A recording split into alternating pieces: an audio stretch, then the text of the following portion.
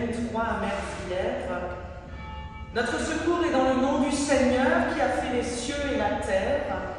Alors que le Seigneur soit avec vous, lui qui est Père, Fils et Esprit Saint. Amen.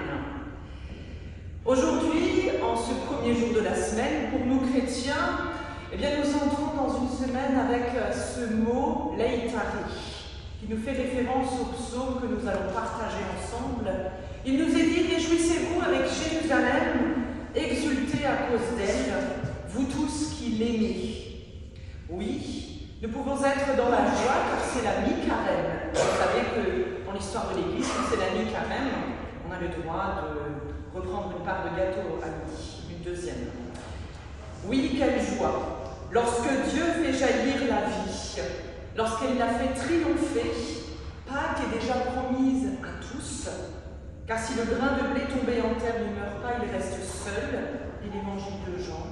Mais s'il meurt, il donnera beaucoup de fruits, que cette parole qui nous ouvre à l'espérance nous accompagne et nous guide durant ce temps de culte que nous allons vivre ensemble. Et sur votre feuille, voici le psaume 84 que nous prions, nous chantons dans nos églises protestantes en ce dimanche. Je vous invite avec moi à l'antiphoner et tous ensemble, vous direz ce qui est en gras et je dirai ce qui est en caractère normaux. Heureux les hommes dont tu es la force.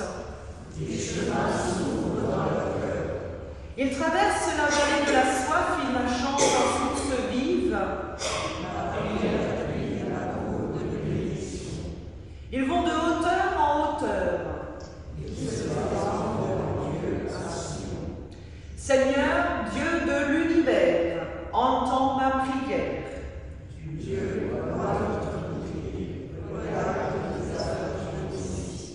Un jour dans tes parvis en vaut plus que 1000.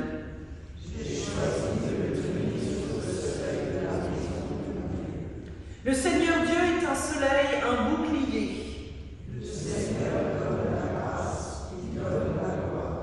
Jamais il ne refuse le bonheur à ceux qui vont sans reproche. Seigneur Dieu de l'univers, heureux qui espère en toi. Oui, heureux sommes-nous, nous sommes invités maintenant à entonner ensemble avec Joseph tout ce culte à la trompette. Ouvre mes yeux, Seigneur, aux merveilles de ton amour. Je vous invite à entonner avec moi 2 strophes et si vous pouvez, à vous lever pour ce cantique.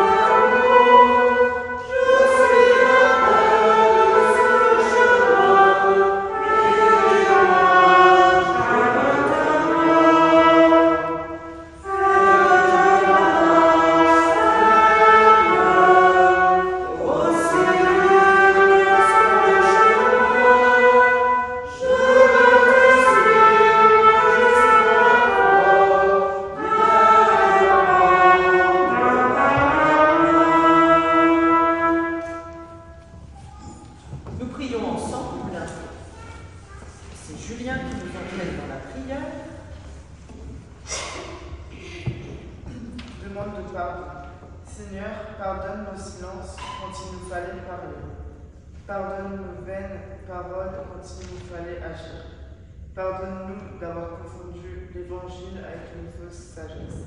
Pardonne notre manque d'amour et de générosité. Pardonne-nous nos offenses comme nous pardonnons aussi à ceux qui nous ont offensés. Seigneur, écoute et prends pitié. Kyrie eleison.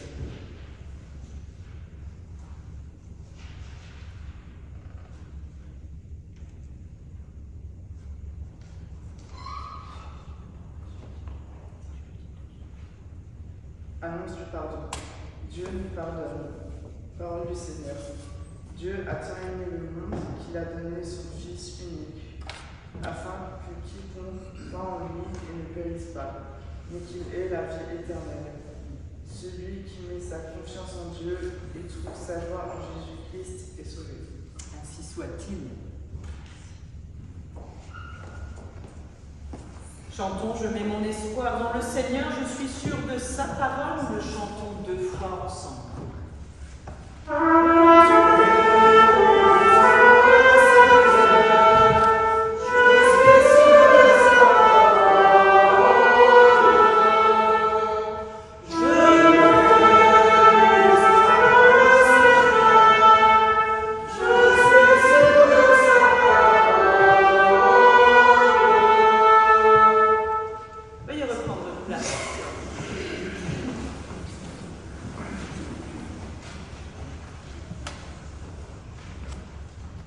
Vous allez entendre 2 textes, un issu de l'Ancien Testament, un du Nouveau Testament. Pour ce dimanche, c'est Lénie qui va nous entraîner dans la prière de ce jour, comprendre, essayer d'intégrer un peu ces mots pour comprendre ce qu'ils signifient. Prions avec nos mots d'aujourd'hui. Seigneur Dieu, comme le grain est confié à la terre, tu as donné ton Fils. Parole et pain de vie pour le monde. En lui, tu nous révèles l'abondance de ta grâce. Fortifie-nous à ton service et affermis notre courage dans les difficultés du temps présent. Par Jésus-Christ, ton Fils, notre Seigneur, qui vit et qui règne avec toi, Père et le Saint-Esprit, un seul Dieu pour le siècle des siècles. Amen.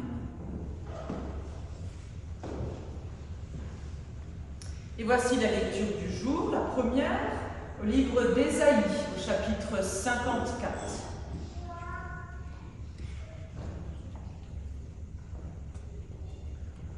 Pendant un court instant, je t'avais rejeté, mais dans ma grande tendresse, je te reprends avec moi. Dans un accès momentané de colère, j'ai refusé de te voir. Mais dans mon amour sans fin, je te garde ma tendresse.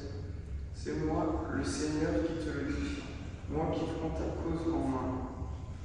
Je vais faire aujourd'hui comme au temps de Noé. J'avais promis alors que la grande inondation ne submergeait plus la terre. Je te promets de même aujourd'hui, de ne plus m'irriter et de ne plus te menacer. Même si les collines venaient à s'ébranler, même si les montagnes venaient à changer de place, l'amour que j'ai pour toi ne changera jamais. Et l'engagement que je prends d'assurer ton bonheur restera inébranlable. C'est moi, le Seigneur, qui te le dis, moi qui te garde ma tendresse.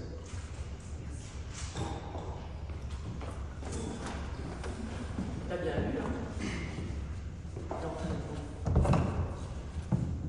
Vous avez dit un texte dans l'Ancien Testament, chez le prophète Ésaïe, et dans le Nouveau Testament, dans l'Évangile de Jean, au 12e chapitre. C'est très court. Quelques Grecs cherchent Jésus, et il se trouvait parmi ceux qui étaient venus à Jérusalem pour adorer Dieu pendant la fête. Ils s'approchèrent de Philippe, qui était de Bethsaïda en Galilée, et lui dirent « Maître, nous désirons voir Jésus. » Philippe alla le dire à André, puis tous deux allèrent le dire à Jésus. Jésus leur répondit « L'heure est maintenant venue où le Fils de l'homme va être élevé à la gloire. Oui, je vous le déclare, c'est la vérité, un grain de blé reste un seul grain s'il ne tombe pas en terre et ne meurt pas. Mais s'il meurt, il produit beaucoup de grains. Que la parole du Seigneur nous éclaire, qu'elle nous habite et qu'elle vienne percuter notre foi. Ainsi soit-il.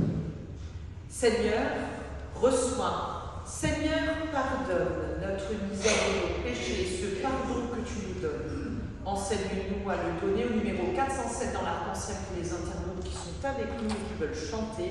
Je vous invite à vous lever pour ces 2 strophes de cantique.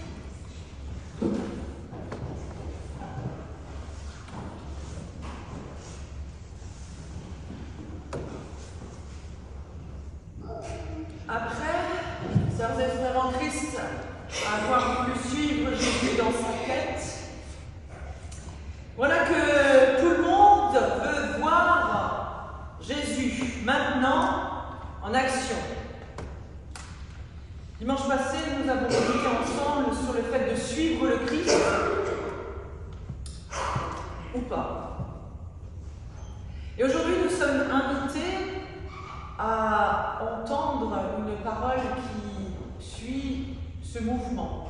Suivre, voir, et après il y aura quoi? Après avoir suivi l'enseignement, entendu sa parole, maintenant, tous montent à Jérusalem. Mais pour Jésus, les choses prennent une autre tournure. Vous venez de l'entendre, dans cet évangile de Jean, au 12e chapitre, il y a les adorateurs de Dieu. Ils veulent le suivre, ils veulent se tourner aussi vers Jésus. Ils entendent que c'est une icône à toucher, un Dieu qu'on peut palper, qui accomplit des miracles, des choses de son vivant tellement incroyables que si le suivre ne suffit pas, alors il faut le toucher. Mais, l'histoire biblique du Fils de l'homme et l'histoire des hommes et des femmes vont prendre une autre tournure. Il y aura une césure dans cette histoire. Jésus l'annonce une fois encore, et c'est pas faute de l'avoir déjà dit. Vous savez que je le répète souvent. Jésus le dit à chaque fois, il le répète, et puis c'est comme le vent. Ça rentre, puis ça sort, chez les disciples, chez ceux qui le suivent. Il passe son temps à les préparer, les disciples. Là, il y a Philippe, il y a André, et puis il y a ces quelques Grecs qui sont convertis à la foi, ou en tout cas des curieux de la foi, ou des intellectuels, en tout cas très intéressés, philosophiques peut-être. Tout le monde a entendu parler de l'ampleur de la célébrité de Jésus. Donc, quitte à le suivre, autant le toucher. Ça sera beaucoup plus direct, c'est sûr. Imaginez si vous arrivez à courir derrière Lionel Messi. Pas possible. Par contre, si vous le touchez, vous allez passer 2 jours sans vous laver la main, parce que vous avez l'impression que c'est incroyable. J'ai vu une vidéo comme ça dernièrement sur Instagram, un enfant qui l'a touché, voilà, son footballeur préféré, et puis voilà. Et là, imaginez la célébrité de Jésus qui le devance forcément, on l'a bien compris, et tout le monde veut y aller, petits et grands. On sait qu'auparavant, Jésus lui-même avait d'ailleurs dit à ses proches, il avait dit « Oui, vous m'accordez tant d'importance, mais rappelez-vous, c'est pas ça le plus important. Ce qui compte, c'est ce qui va arriver, ce qui va advenir pour vous, pour moi. Je le sais déjà en avance, je vais devoir mourir pour puis ressusciter. » Il l'a dit clairement. Et ici, il réannonce à nouveau ce passage de la mort à la vie avec, quand même, une petite pointe de gloire. Il a compris qu'il est une personne qui amène à lui des gens. Il est une personne, non pas d'un certain rang, on ne pourrait pas dire ça, mais il suscite tellement l'intérêt des autres. Et il le dit, il faut que le Fils de l'homme soit élevé en gloire. Autrement dit, Jésus ne va pas rester, comme dans la tradition juive, coincé dans le shéol, dans le séjour des morts. Il va être élevé de ce lieu, de ce monde, et aller vers la gloire céleste. Jésus, c'est un très bon pédagogue. C'est un très bon prof, en fait. Il ne donne pas de notes, c'est de l'avantage. Avec lui, c'est gratuit, et il prend le temps. Il prend le temps avec tout un chacun, avec tous ceux qui l'entourent, tous ceux qui viennent à lui. Il ne se met pas en colère, il répond. Simplement, quand on lui pose une question, alors oui, des fois c'est mystérieux quand il répond, on ne comprend pas. Mais il sait que les choses vont prendre une tournure dramatique pour lui. Et il le dit, cela s'inscrit dans un laps de temps précis, non pas le temps des hommes et des femmes, mais le temps de Dieu. Là encore, il y en a pas de beaucoup quand il dit ça. Les gens ne le comprennent pas. Nous-mêmes, comprendrions-nous ce qu'il raconte? En tout cas, en est-il ainsi de ceux qui cherchent un secours, un guide dans la détresse, comme dit le texte d'Ésaïe. Souvenons-nous, le peuple est en exil, un peuple en grande souffrance, un peuple déporté, un peuple en train de disparaître aussi. Jésus, lui, bien plus tard, eh bien, il fait un peu en miroir figure de rédempteur avec ce peuple, de sauveur, de messie, de libérateur. Jésus, le type qui va sauver le peuple de l'oppression sociale, politique et humaine.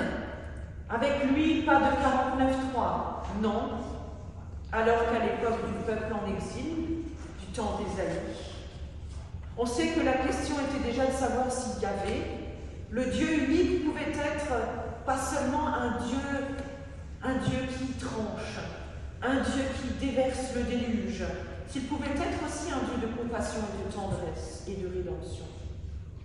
Cela est affirmé en fait déjà dans les paroles d'Ésaïe. C'est un dialogue rempli d'amour en fait. Si on le lit d'emblée comme ça, vous avez entendu à la première lecture, d'abord c'est négatif. Oui, j'étais en colère, j'étais pas content. Dieu parle avec son peuple. Et le texte termine sur « Même si les montagnes venaient à s'ébranler ». Vous connaissez les cantiques, quand les montagnes s'éloigneraient. Même si tout venait à s'effondrer, même s'il y avait un super cataclysme, comme les films qui racontent les super twisters, les tornades impressionnantes, le déluge, même si tout cela arrivait, mon amour pour toi ne s'éloignera pas. Dieu manifeste sa tendresse, même à l'époque du peuple qui souffre dans cette période, dans l'Ancien Testament. Alors que Dieu fait tomber un déluge d'eau sur la terre, il le dit à Noé et à ceux qui le suivent. Après lui, il ne reviendra pas en arrière. Il ne reviendra plus jamais en arrière. Il avance avec l'homme, avec la femme, avec tout ce que l'être humain vit. Dieu conserve sa tendresse envers tous ceux qu'il aime d'abord, tous ceux qui ont envie d'aimer, avant ceux qui ont envie de suivre. Aimer avant de suivre. Aimer avant de suivre, avant de voir. Aimer. Sans amour, je ne suis rien. Vous connaissez cette parole, Corinthiens 13. Hein? C'est vide, ça sonne creux, sans amour. C'est du fake, comme on dit. C'est faux. Dieu conserve sa tendresse. Ça devrait remplir de joie et rassurer d'ailleurs les Juifs du temps de Jésus, bien plus tard. Mais, je dis souvent mais pendant le carême, mais en fait, c'est pas le cas. En fait, c'est pas le cas parce que vous l'avez compris, les soucis humains sont les mêmes du temps de Jésus que du temps du peuple en exil. C'est toujours la même chose, toujours les mêmes injustices, toujours les inégalités sociales. L'Empire romain qui envahit Israël du temps de Jésus, pas de cadeaux pour les gens à la marche sont foutus au cachot, ne s'en occupent pas, il y a des pauvres, des SDF, des mendiants, des gens qui vont mal. Et puis, on s'en fout d'une partie de la société, on laisse les gens crever dans la rue. Bref, tiens, c'est pareil, là, aujourd'hui, vous ne trouvez pas? Où trouver du réconfort et de l'assurance? Où trouver encore de l'espoir? Quoi de mieux que de regarder chez soi d'abord? Aussi, il y a de l'espoir au milieu du peuple qui souffre. Il y a un espoir au milieu du peuple en exil. Au milieu de ceux qui croient, il y a encore de l'espérance. Pour ceux qui habitent, pour ceux qui vivent et qui sont contemporains du temps de Jésus, eh bien, beaucoup mettent du temps à comprendre. L'espérance vient de Jésus lui-même. Ce dernier déroule avec précision l'ensemble des événements humains qu'il va devoir affronter pour offrir la rédemption, la libération à ceux qui croient en l'amour de Dieu, plutôt qu'en sa main colérique, en sa main de père vengeur et dominateur. Dieu accompagne nos suivances, nos errances comme celles du peuple hébreu en exil. Dieu n'est pas qu'un Dieu en colère ou en excès d'abus de pouvoir.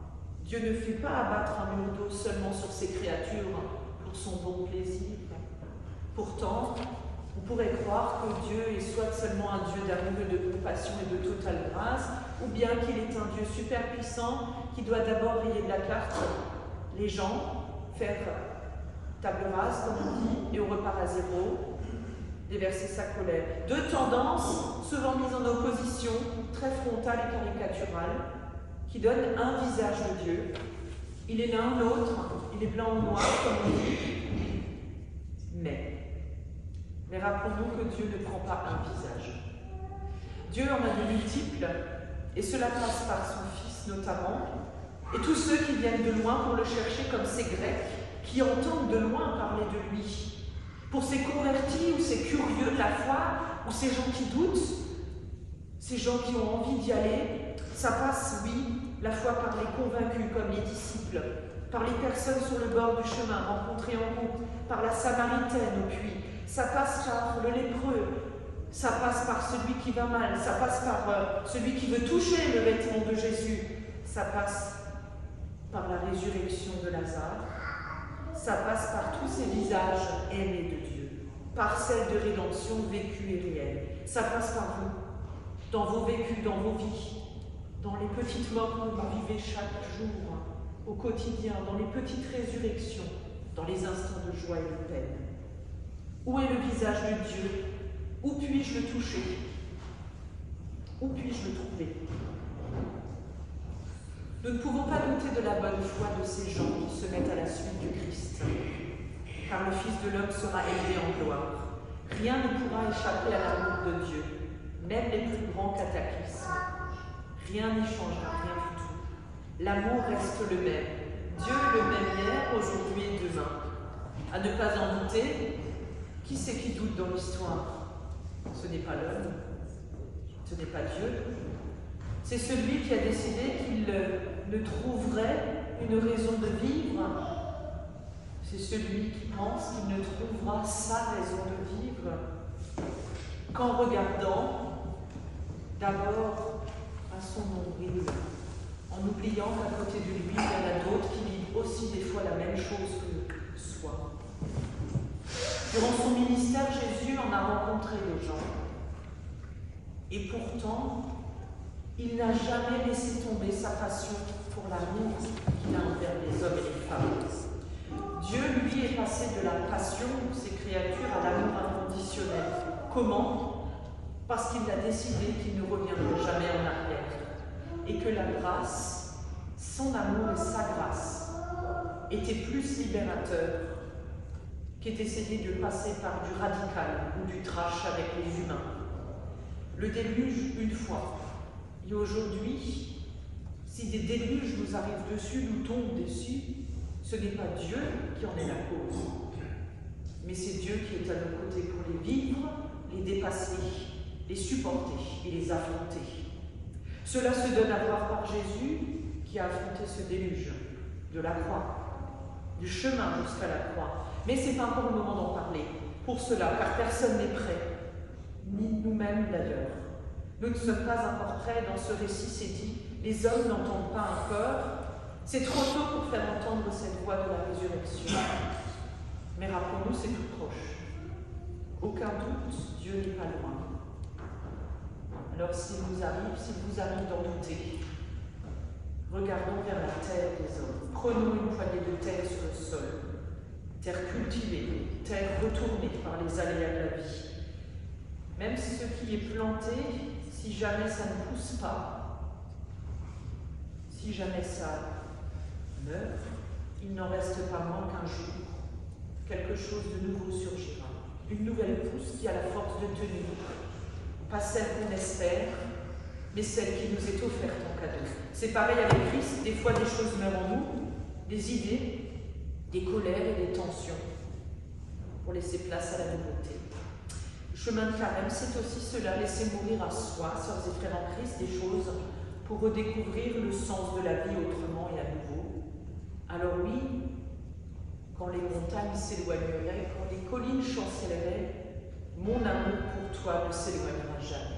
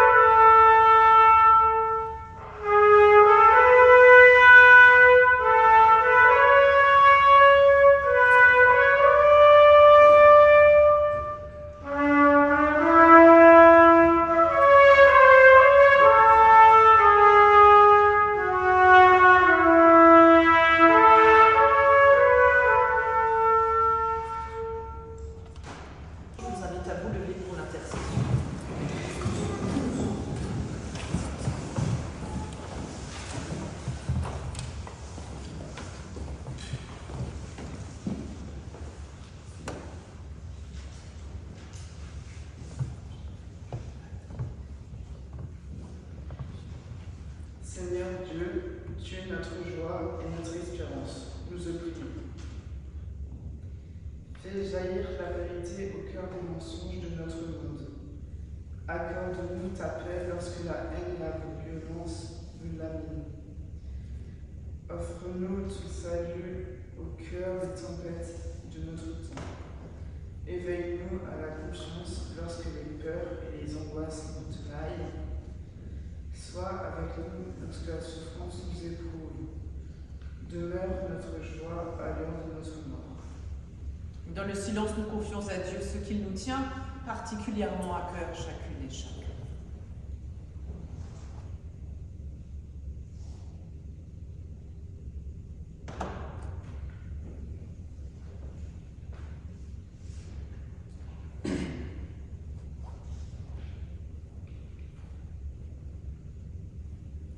Seigneur, notre Dieu, notre joie et notre espérance, toi qui nous appelles à témoigner de ta vie jusqu'aux extrémités de la terre, remplis-nous du souffle de ton esprit.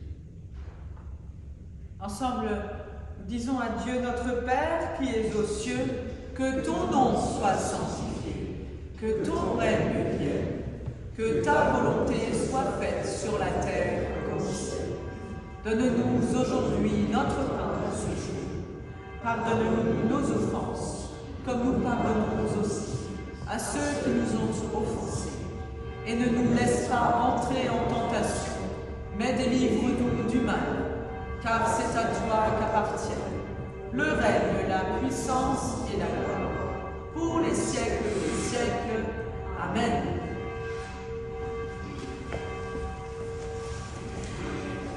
Si vous saviez quel sauveur je possède, il est l'ami le plus tendre de tous. Pour moi, pour vous, il prie, il intercède et sur la croix, il a souffert pour nous. Chantons ensemble au numéro 411 dans l'arc-en-ciel, il y a ces deux strophes.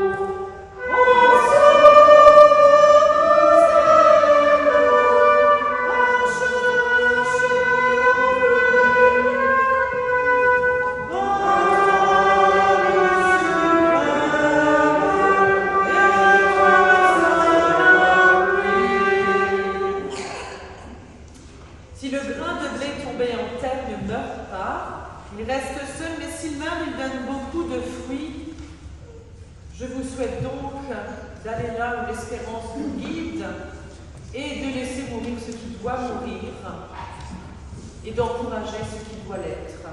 Vous connaissez cette parole qui nous dit « Essayons d'accepter et d'accueillir ce que nous ne pouvons pas changer et de changer et d'accueillir là où nous sommes invités à faire évoluer les choses. » Partons avec cette certitude que le Seigneur nous aime. Cette affirmation de foi, elle est mutuelle. Oui, Dieu a tant aimé le monde qu'il a donné son Fils, afin que quiconque croit en lui ne périsse pas, mais qu'il ait la vie éternelle. Réjouissons-nous donc. Que le Seigneur vous bénisse, et qu'il vous garde, qu'il fasse briller sur vous son visage de paix, qu'il vous accorde sa grâce, qu'il tourne vers vous son visage et qu'il vous donne toute sa tendresse. Au nom du Père, du Fils et du Saint-Esprit, Amen. Bon dimanche à chacune et chacun.